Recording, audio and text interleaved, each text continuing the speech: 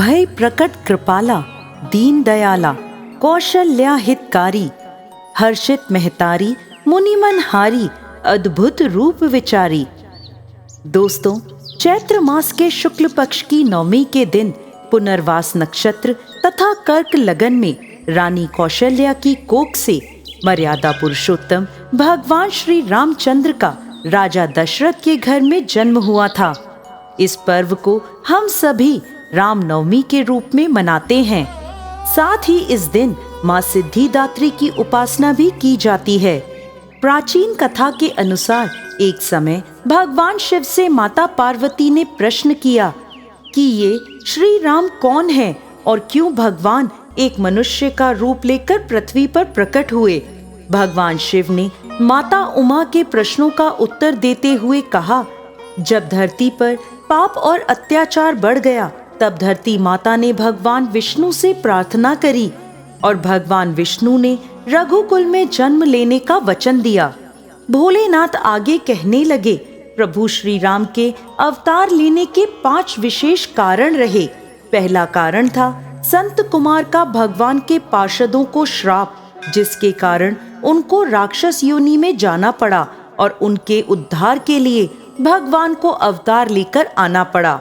दूसरा कारण था जलंधर का उद्धार करने के लिए भगवान ने छल से उसकी पत्नी वृंदा का सतीत्व भंग किया था, जिसके कारण वृंदा ने भी भगवान को श्राप दिया कि उनको मनुष्य बनना पड़ेगा।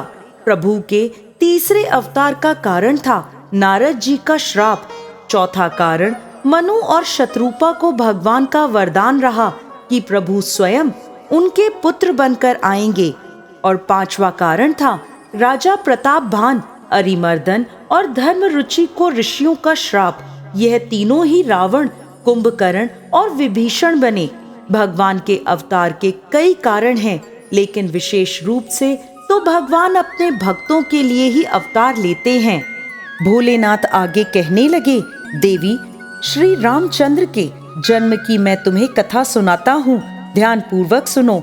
एक समय अयोध्या के राजा दशरथ ने पुत्र कामना के लिए अपनी तीनों पत्नी कौशल्या, कैकेयी और सुमित्रा के साथ पुत्र कामेष्टि यज्ञ करने का विचार किया।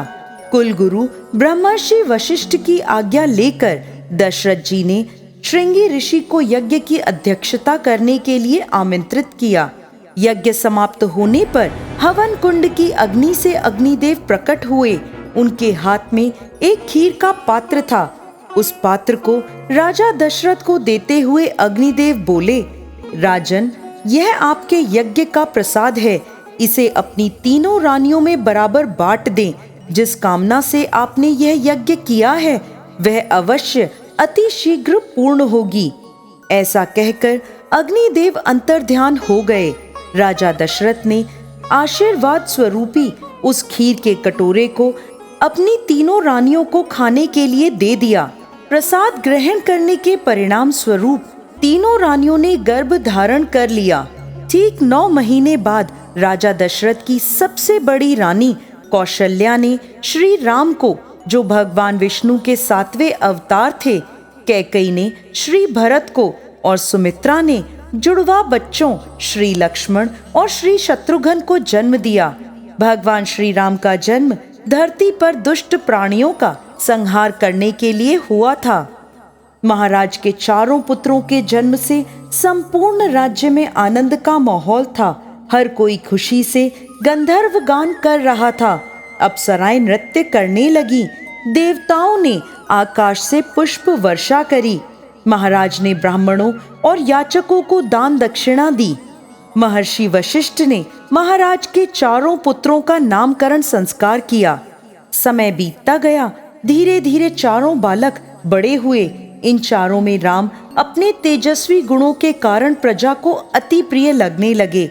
जब भी महाराज अपने पुत्रों को एक साथ देखते, उनका मन आनंद से भर उठता था। आगे चलकर भगवान श्री राम के जीवन पर 2 पवित्र ग्रंथ लिखे गए, रामचरितमानस और रामायण।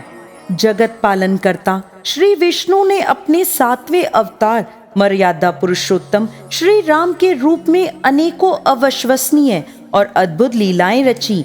और अंत में प्रभु ने त्रिलोक विजेता अहंकारी रावण का संहार कर बुराई पर अच्छाई की महाविजय प्राप्त करी।